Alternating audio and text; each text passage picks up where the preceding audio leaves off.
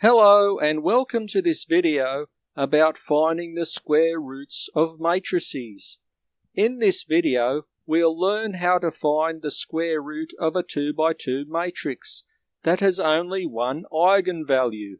We'll start off with the characteristic polynomial of a matrix, which looks like this, and can be found very easily for any matrix. Then we'll use the Cayley-Hamilton theorem to find the square root of this matrix. The Cayley-Hamilton theorem states that a matrix always satisfies its own characteristic polynomial. So if it is a 2 by 2 matrix, then it looks like this, a polynomial of degree 2. Now we can find the square of this matrix using this equation, where no squaring of the matrix is required. And so it can easily be shown that any power of this matrix can be found, even negative and fractional powers of A, providing we can find the correct values of A and B.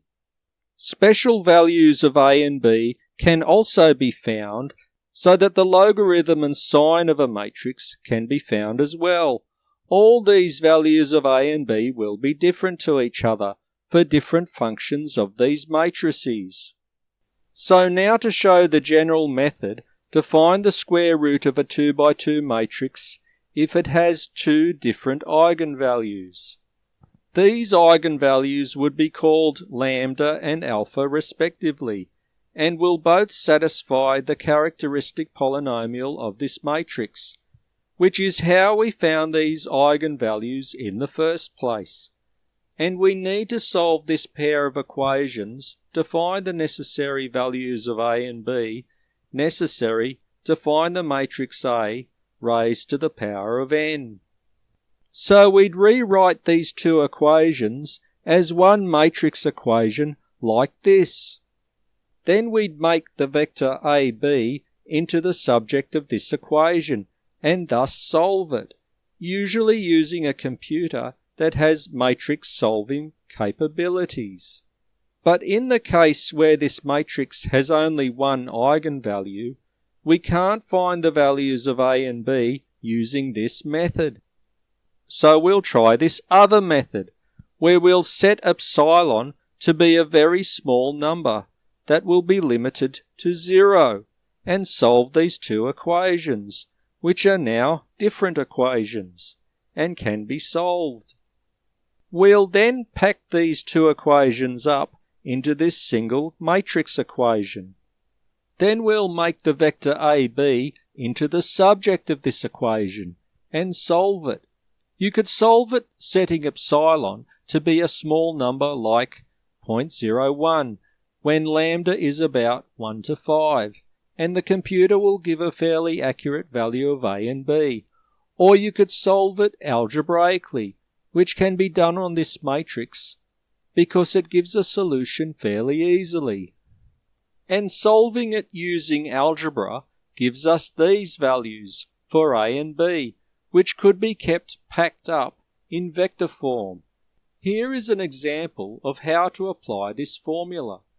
Suppose this matrix has only one eigenvalue, which is 3, and we want to find the values of A and B, which will give this matrix raised to the power of 5. Rather than multiply it 5 times, we only need to find the values of A and B. This is what A is equal to in this case. After substituting the numbers in and evaluating it, we get this answer for A. We may similarly find the value of B from its equation. This is the equation for finding A raised to the power of 5. And so this is what A to the 5th is equal to in terms of this simple polynomial. We may also try to find the logarithm of a matrix using this method. Here is how we do it when we have two different eigenvalues. We'd solve this pair of equations. We would then pack them up into this matrix equation. Then we'd make the vector AB into the subject of this equation and then solve it using matrix techniques. So now we have to find the values of A and B using only one eigenvalue. We'll introduce a very small number called epsilon, which we could use to give us two different eigenvalues that are very close to each other but not actually equal. Then we'd transform this pair of equations into a single matrix equation.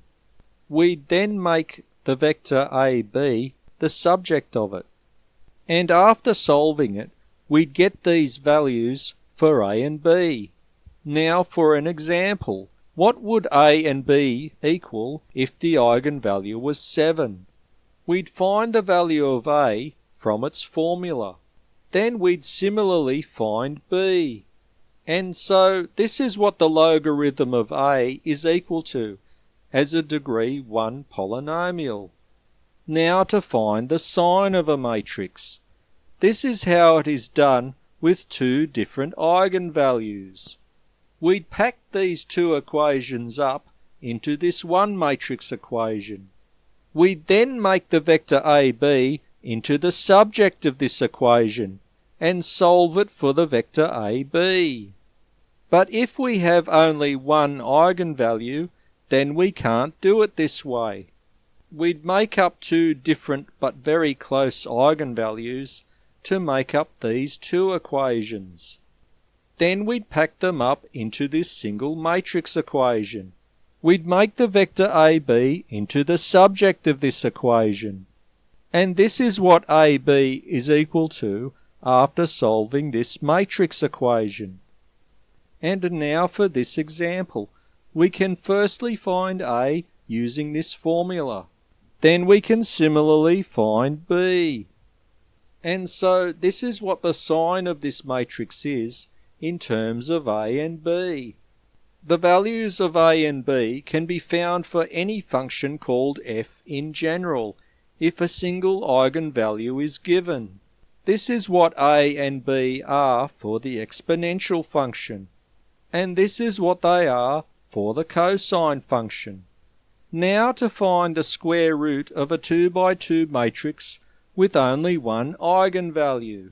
This is what A is equal to using the formula that we've derived, and this is what B is equal to. And so this is the equation for the square root of this matrix. Now to find the square root of this matrix by plugging it into this formula. Then we use matrix addition to add up all the terms. So this is the square root of this matrix. Now to check that it really is the square root of this matrix by squaring it. Then we multiply it by itself using matrix multiplication. And so this matrix really is a square root of this first matrix. So the equation works in this case. Now to look at 3 by 3 matrices. We'll firstly look at the case where a 3 by 3 matrix has only two eigenvalues. We can turn one of the eigenvalues into two eigenvalues that are separated by an infinitesimally small distance, so that we'll get these three equations. This eigenvalue lambda is the one that occurs twice in the characteristic polynomial. Then we can pack them up into this matrix equation. I'll just write it up the top here again. Then we'll make the vector ABC into the subject of this matrix equation. And then we can partly reduce it into this form, which when solved will give us the values for the coefficients A, B and C. Now for the case where we have only one eigenvalue for a 3 by 3 matrix. We can add an infinitesimally small number epsilon in both a positive and negative direction to this eigenvalue, giving us these three equations. Then we can pack them up into this matrix equation. We'll then make the vector ABC into the subject of this equation, and solving for ABC gives us this equation, which was fairly difficult to solve because it had to be done using algebra. These are the coefficients that should give us the matrix raised to the power of n, which includes the square root. I did test these equations for the 3 by 3 matrices on my computer, but it's important that you understand them and test them yourself if you want to use them. So I hope that you have enjoyed this video and have learnt some interesting and helpful math from it, and I wish you all the best in your study of mathematics. Thank you for watching, and please click the subscribe button.